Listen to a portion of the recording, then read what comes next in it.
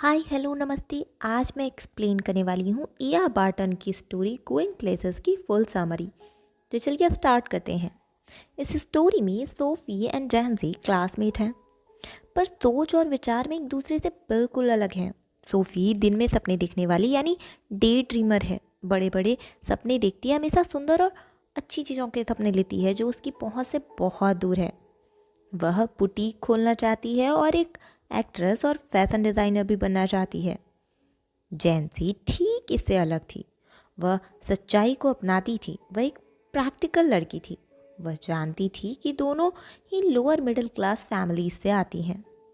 उसे पता था कि बड़ी बड़ी चीज़ों के लिए बहुत पैसे लगते हैं और बहुत एक्सपीरियंस की भी ज़रूरत होती है, जो उनके पास नहीं था। वह जानती थी कि वे पहले से ही बिस्किट फैक्ट्री में काम करने के लिए बनी है। जियाफ सोफी का बड़ा भाई था। उसे स्कूल से निकले हुए 3 साल हो गए थे। वे एक मैकेनिक बनने की ट्रेनिंग ले रहा था। वह डेली शहर से दूर चलकर काम करने के लिए जाता था।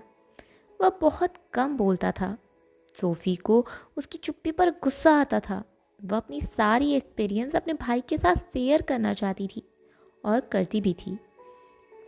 सोफी ने जियोफ को बताया कि वह डैनी केजी से मिली थी। जियोफ को उसकी बातों पर विश्वास नहीं था। उसने बताया कि वह रॉयसेस की विंडो पर कपड़े देख रही थी। तभी डैनी केजी उसके पास आकर खड़ा हो गया। जियोफ ने पूछा कि वह कैसा दिखता था।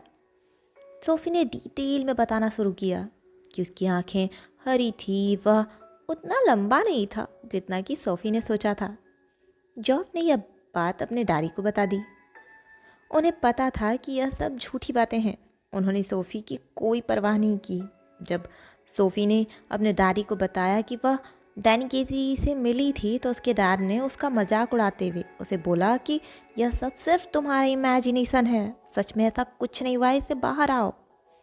उसके डैड टॉम फिन्ने और डैनी केजी के बहुत बड़े फ़ैन थे। वो चाहते थे कि ये दोनों एक दिन महान फुटबॉलर बने।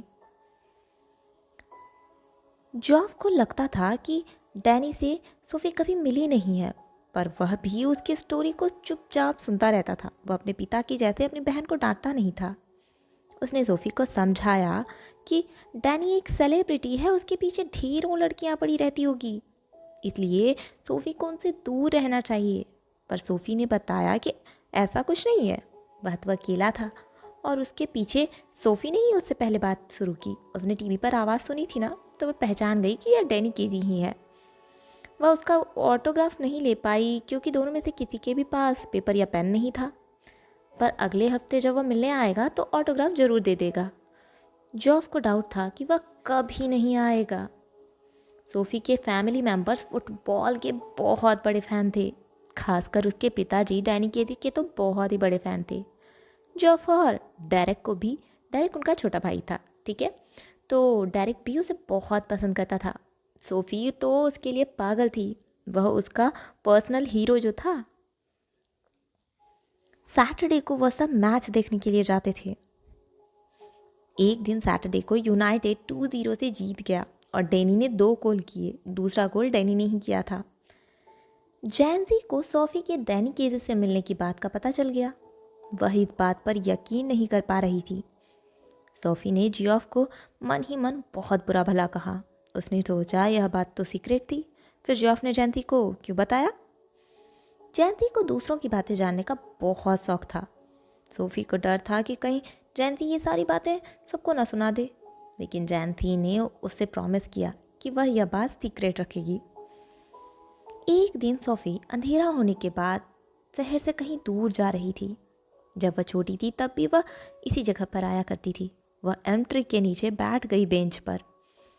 उसने इमेजिन किया कि डैनी आया है, डैनी उसके साथ बैठा है, पर हकीकत में यह सब बिल्कुल नहीं हो रहा था। वह तो सिर्फ सपने ले रही थी। वह यह जानकर बहुत उदास हुई कि डैनी तो कभी आया ही नहीं है। सोफ़ी अपने दुख और उदासी का कारण खुद थी। वह सच्चाई से भागती थी, सिर्फ सपनों में खोई रहती थी। आजकल हम भी तो ऐसा ही करते हैं। आजकल के एडोलेसेंट्स कितने बड़े बड़े सपने लेते हैं। सपने बड़े देखना बहुत अच्छी बात है, पर उस सपने में हकीकत भी होना चाहिए, है कि नहीं। हम सपने देखते हैं, ओ हम बड़े स्टार बन जाएंगे, आज हमने ये चीज़ स्टार्ट किया तो आज ये सक्सेस मिल जाएगी।